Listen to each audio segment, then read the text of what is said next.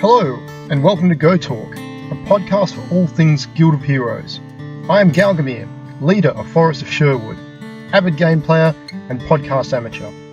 Firstly, if you're new to the podcast, then thank you for joining us. We hope you enjoy the show, and I do encourage you to listen to our other introductory episode if you haven't already. If you like what you hear, then please do subscribe to the podcast. We will be aiming to release one episode a week, focused on a particular topic and aspect of the game. We are of course on social media in all usual places, email as well if you'd like to write in. Details of all that at the end of the show, or you can look in the show notes.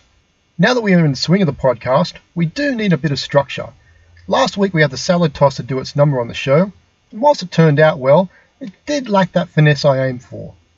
And to throw finesse out the window once more, I have this spin wheel with lots of different things written all over it. I call it the Segment Selector. Excuse me. So, I've written down all sorts of segments on here, and spins the wheel will determine the next thing we do. It took a long time to come up with this. It's as big as your imagination and equally as full. So, without further ado, let's take our very first spin on the Segment Selector. Okay, sorry. Here we go. Pending download. Okay, so we've landed on pending download. This segment is all about upcoming patches for the game. That sounds like a good place to start. So, on social media recently, Guild of Heroes made quite a major announcement with a release date of soon. As we know, the game itself simply has you, the player, run around in campaigns, dungeons, and raids by yourself. Arenas here are the exception, where you do have a companion. And obviously, mana runs in campaigns means hiring a friend or stranger. Now, the announcement was made that in patch 1.69, we are getting new inhabitants to Greyhaven. That in the form of pets. Yes, companion pets that will travel with you and fight by your side can be expected in a future release of the game. There is a YouTube video up which shows a glimpse of in-game footage and different forms of pets. Dragon of Darkness, Dragon of Technology, Deer of Light, Dragon of Light, and Deer of Nature are what we see as a glimpse of the pets to come. The pets have their own stat screens, much like your character. Things like health, level, abilities, and gear are all seen. The first reveal also shows the Dragon of Darkness evolving from a small dragonkin all the way to a full-grown and fearsome dragon.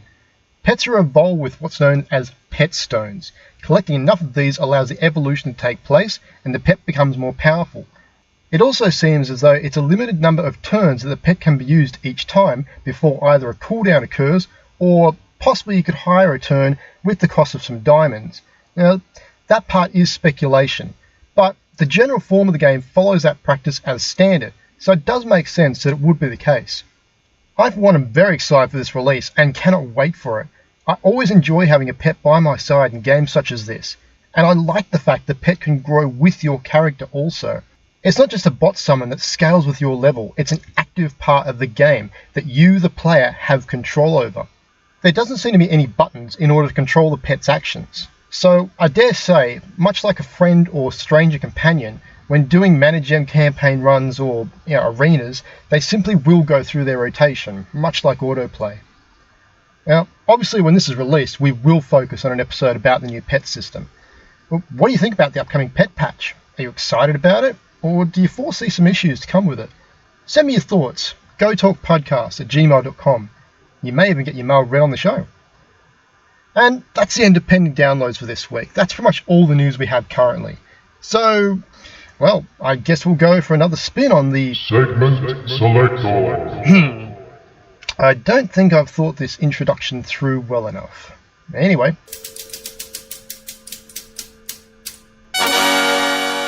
Topic of the day. Topic of the day. Well, that's good. That's the main bulk of the show. So, let's delve into it then. Now, today's show is titled Diamonds and Mana and Gold, Oh My. Sadly, we aren't going to be talking about a poor rewrite of The Wizard of Oz, but instead discussing the factor of pay to play. Now, as we all know, the main basis of the game is completely free. You can spend absolutely nothing in this game and progress quite well. But is it fast enough? Some people recognize the grind and often want to simply speed up the process. The currency at the heart of this is diamonds, those shiny little items which are the cornerstone to some aspects of the game. So, to increase bag space, you need diamonds. Want to advance that event with more red diamonds? No problem. More gold? No worries. Just give me some diamonds, which you'll need to pay for. Now, don't get me wrong, I am not by any means having a dig about this. This is standard practice for all mobile games. And with so much free game, the company has to make money somehow. Without money, there's no game. Simple. So, what is so wrong with pay to play? Some people believe it breaks the game, giving those with more free cash an unfair advantage. But how much of an advantage can you really get? Now, gold is used as a currency to upgrade gear, create objects, increase abilities, break open mana stones, improve runes, partake in arena, summon raid bosses, and start guild wars. Quite a lot there. Now, you can buy substantial amounts of gold off the bat as soon as you start the game, and be set up for quite a while. The largest on offer to me right now is a little shy of 2.5 million, with a bonus of just over 2 million extra for taking this offer. The cost? 500 diamonds.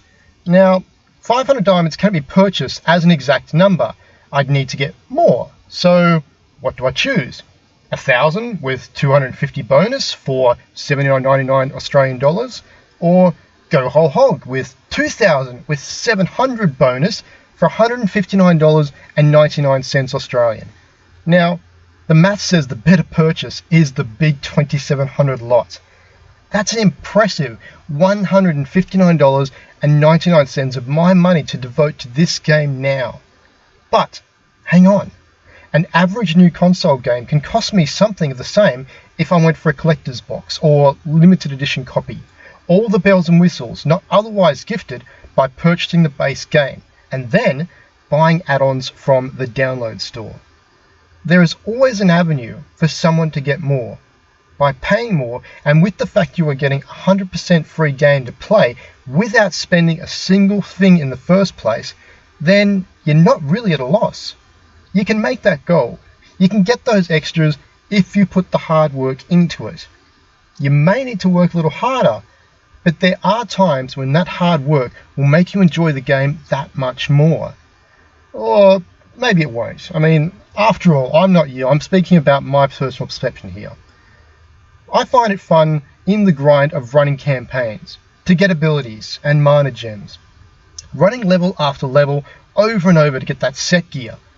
I'm not saying that those that do pay aren't putting in that effort either. There is still a large portion of the game that money cannot do anything for you.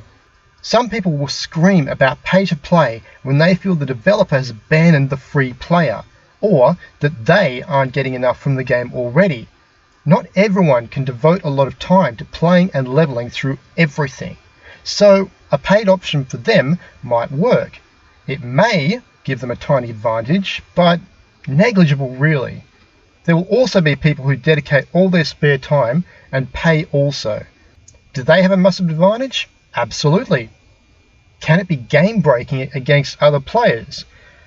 Sure, possibly, but it's not in large portions. Now, recently we finished the Halloween event, and with this event you had to defend a gate, to which you get red diamonds to flip cards, open chests, and get skins for your gear. Now these particular skins also had stats attached to them, which of course can give you quite a big advantage. The top guilds are pretty much shadows of each other. It's a necessary requirement for that extra required DPS having those extra stats. Some were saying the gate was impossible to beat, that they only made it to the end of the first skin set. If you were to buy red diamonds, then you could get through those skins in no time. For each objective, or skin you wanted next, you had to at least run the gate once in order to then get to flip a card. But once you'd done that, you could chew through red diamonds to open and find that skin. So what does this mean? Well, you could get that second more powerful skin in a couple of hours. This is an abbreviated rundown. There is more to the whole event, but ignoring some minor mechanics, the main basis is still there. You couldn't, of course, pay your way through to getting the footprints or the wings. That, of course, was an extra. You had to do a tournament in order to be able to get yourself into that. But personally, I sit on neither side of the fence on this. I mean, people will see this in whatever light they want. I personally don't have a problem, and it's not like the first time. It won't be the last, and the company has to make money somehow to continue to provide the game. There are far more players not paying anything, more so paying the occasional small amount to help out a tiny bit. I mean, occasionally you might buy a bit of gems here and there or some gold, but it's small. And then there'll be another group that might maybe spend a monthly subscription because they do enjoy the game, they can use a bit of that gold, they actually put it towards upgrading some gear. And then in the smaller minority, right at the very top, you'll have the ones that will pay all the money. And they'll do it to own the game so they can be in that very top echelon rank. Guild of Heroes, it caters to all different types, but they need their income to support, continue to develop, and mostly keep the game alive. I'm by no means saying that you have to give money, but if you love the game, then it's something to consider.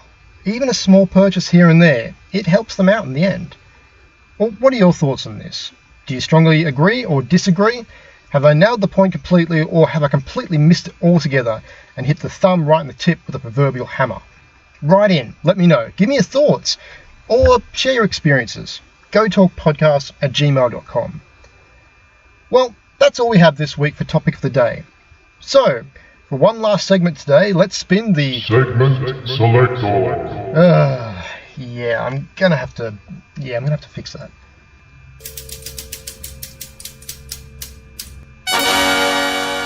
Did you know? This is a good segment. In this segment, we'll give you tips and tricks for in the game on something about the topic of the day. This can be quite a big helper to progressing. Now, as the topic of the day was about paying to play, the developers on Guild of Heroes have given you some tools to make more gold and diamonds and speed up your progress in certain areas.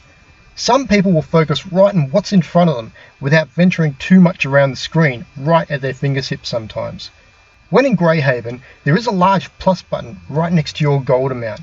Clicking on this reveals an area to buy more gold. However, at the top right of that box is an image with the words "Get Free." Clicking on this asks you to watch a sponsored video to receive an amount of gold. You can't do this all day long, but at only 30 seconds per video, it's a great free way to get some much needed gold. Also, next to the Diamonds tab, same sort of thing, you got the plus button there as well. Go inside. It is a different form and method. You can't simply just watch a video to complete diamonds. Read through the actual requirements, see if there's anything that takes your fancy, go through the course, then you get some diamonds. Great win. Well, that's going to be all of this episode today. I hope you like our second episode, and I would love next week to be talking about pets, but we will see. I need to get as much details as possible before I make that podcast, so I don't just want to delve into it in the first couple of days. I may be a week behind on that particular one if it releases within the next week. I'm hoping I'll still do it a couple of weeks away yet. If you like what you hear and you want to write into the show, you can find us on social media. Go Talk Podcast on Facebook and Twitter @GoTalk. You can write a comment on the YouTube uploads. Visit the podcast page, anchor.fm/GoTalkPodcast. You can even send us an email at gotalkpodcast@gmail.com. Or perhaps you might even see my character in Greyhaven. If you have suggestions, comments, stories, or anything else you want to contribute, please do feel free to send me a contact. A shout out to Steve DeClifford of Steve DeClifford Music for the opening and closing music. You can find full tracks of his work on Facebook at Steve DeClifford Music. This particular song is called Acoustic Alchemy. Links in the show notes. The episodes are hosted in all good podcast locations. Please do subscribe to be notified when new episodes are released. This is Galgamir, signing off from GoTalk. Thank you for listening, and I'll catch you next time.